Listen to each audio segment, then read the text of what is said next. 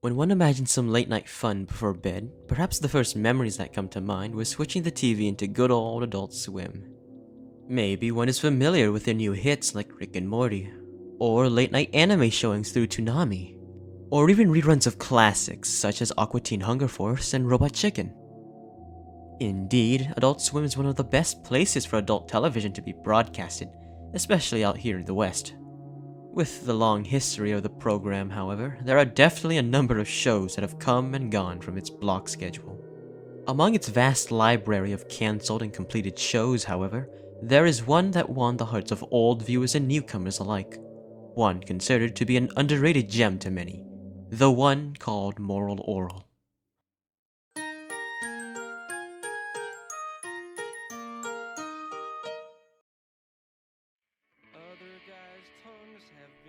Moral Orel was a stop-motion television series by Dino Stamatopoulos that ran for 3 seasons from 2005 to 2008. Its setting was the fictitious city of Moralton in the heart of the United States, where fundamentalist Protestants held the Bible higher than anything else, especially science. Although the townsfolk claim it's a city upon a hill, they are far from it, with crime and hypocrisy and all manner of prejudice to be found. It is here where the titular Orel Puppington tries to live as an upstanding Christian, a naive kid blind to the town's rotten core. He's a lovable kid whose antics parody old Christian shows like Davy and Goliath. He even gets a talking dog one episode, much like Davy himself.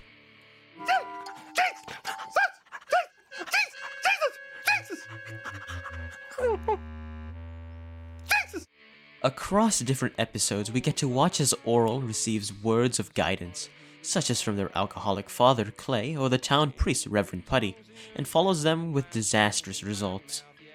Examples include becoming a masochist, getting addicted to drugs, segregating the local Italians, raising the dead, and acting as God's chef, among other things. Oh.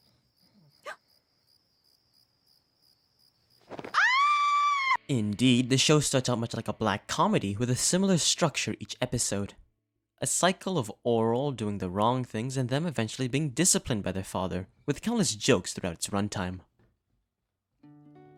As the series goes on, however, we get to know more about the residents of Moralton, even whole episodes dedicated to them and their struggles. There's the neglected best friend, Dowie, the kind lesbian Stephanie, and the fruity adulterer Danielle Stopframe, who is not only Orel's coach, but also his mom and dad's lover.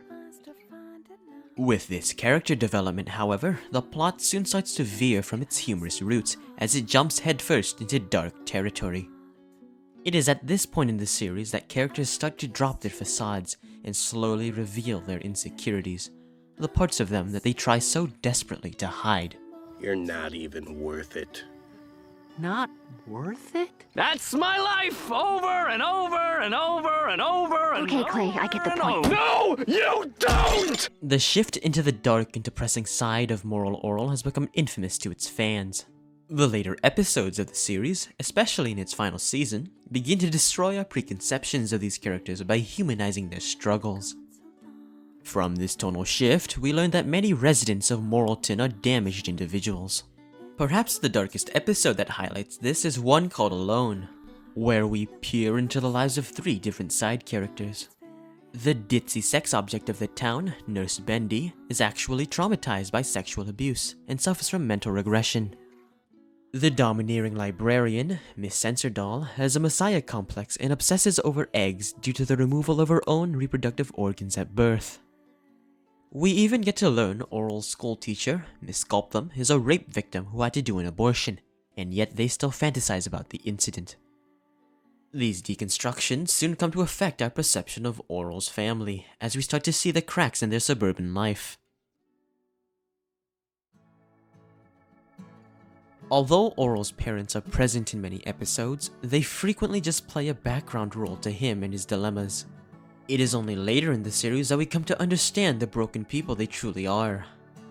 Orel's mother, Blaberta, is maintained early on to just be the stereotypical devoted housewife, and yet we come to learn she only married his father to find belonging in the community, to finally be someone of use and of worth. She was the one who engineered their marriage and the one who introduced Clay to alcohol, not realizing their union would bring neither love nor happiness. That is, until it was too late. Though this loveless marriage is sad in its own right, perhaps the saddest character of the series is Clay. Why do you quit working on me? Although Clay presents himself as a respectable man of the town, we learn through their drunk tirades that he really is just a pathetic man. He is a man haunted by his spoiled childhood who craves attention of any kind. A cynic who knows his marriage is a lie and thus hates his family and anyone better than him. But most of all, he hates himself.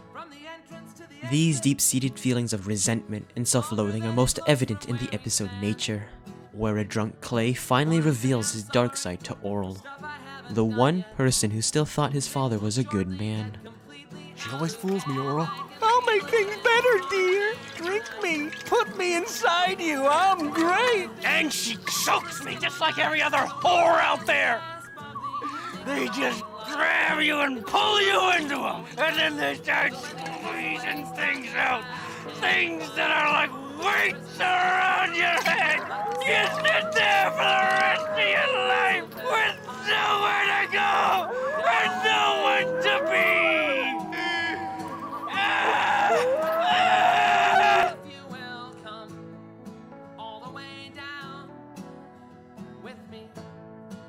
Despite their hatred of one another, perhaps Blaberta and Clay are perfectly matched. They both are unhappy people who only care about themselves. Two self-destructive individuals unwilling to come to terms with their pasts or their problems, and certainly not willing to help each other in any healthy way. The misery of the townsfolk in Orel's family reflect a bit of the harsh realities many can relate to, especially those who also grew up in a Christian community. In spite of this, young Orel and even some residents actually do try to learn from their experiences as they desire to better themselves. Reverend Putty is able to connect with his surprising daughter Stephanie, despite their differences. And Nurse Bendy is able to take custody of her son Joe, Orel's friend and bully. Even the manipulative Danielle comes out a changed man by the final episode of the series, simply called Honor, where after the events of Nature, Orel is crippled during his father's drunken stupor and thus jaded by him. I hate you. Hate away, sister. Hate away. After Danielle witnesses Clay cheat on him with Miss Sensordoll, he begins to spend time with Orel, who wants to know what is honorable about his father, oblivious to the fact Danielle is in love with him. Through this pseudo-fatherly experience, he is able to bond with Orel in ways Clay never could. But after Orel finds a picture of his father with Danielle, he becomes even more disillusioned with his father and his infidelity. You like my dad the way my mom likes my dad, don't you? Your mom likes your dad? Through Orel, Danielle is able to understand the monster Clay truly is, and he is able to set aside his former feelings for Clay and tell Orel the one honorable thing his father ever did. You can't show me what there is to honor my father about, because there's nothing honorable about him. Orel. Somehow, in his own blundering way, your father made you. And that's honorable. Even though Orel is taught the worst ways to live through his faith and his father, he actually is able to grow up into a good man with a loving family. He even got to marry his love interest from a different church, Christina, all thanks to the lessons of his insane childhood. With the support of characters outside his faith like Stephanie or the Jewish Dr. Chosenberg, even Buddha among other things, Orel comes to understand what truly makes a good person through their contrasting perspectives of life and morality, setting aside his dogmatic faith for true kindness.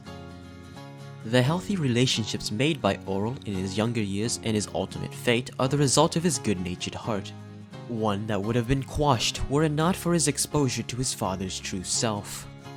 Indeed, Clay serves as a dark foil to Orel, a lonely figure in his life spiteful of himself and the world.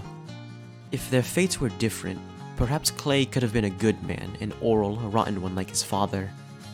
Despite all the things thrown at Orel, from his terrible family life to his awful community, he cannot help but honor them along with his parents, as it is simply in his nature to do so. Orel simply is a moral man. I have faith in you.